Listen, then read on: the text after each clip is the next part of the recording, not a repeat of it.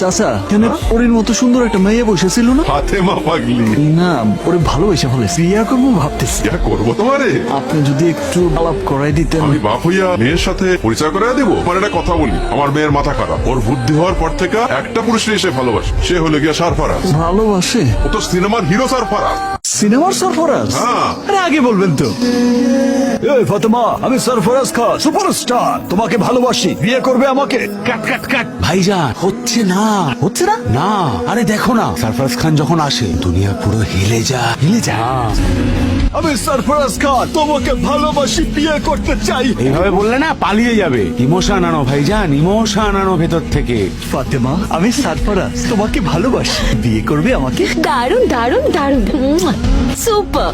তাইলে বিয়েটা পাক্কা? ধরতেই পারেন, কিন্তু আমার কয়েকটা শর্ত আছে। কি শর্ত? একটা হলো বিয়ের পর আমায় নিয়ে গিয়ে সরফরাজের সব cinema first day first show দেখাতে হবে।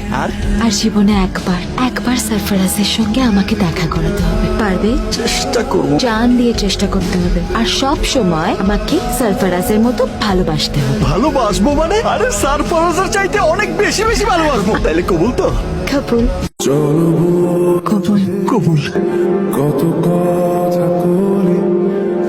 জান, কোথায় গেলা? ইমা, এ কি পড়েছো? এই জামা পরে কেউ কাজে যায়? আমি তো প্রতিদিনই এই জামা পরে কাজে যাই। সরফরাজ এইভাবে কখনো যায় না। আর এটা কি চুল করেছো? সরফরাজকে দেখেও একটু শিখতে পারলে না? ঠিক আছে বাবা, আজ কাজ থেকে বাড়ি আসি, তারপর তোমার সাথে নিয়ে মার্কেটে গিয়া তোমার পছন্দ মতো কাপড় কিনে নিয়ে আসবো। সেলুনে গিয়া চুলও কাটায় আসবো, একদম সরফরাজের মতো। আসি তাহলে।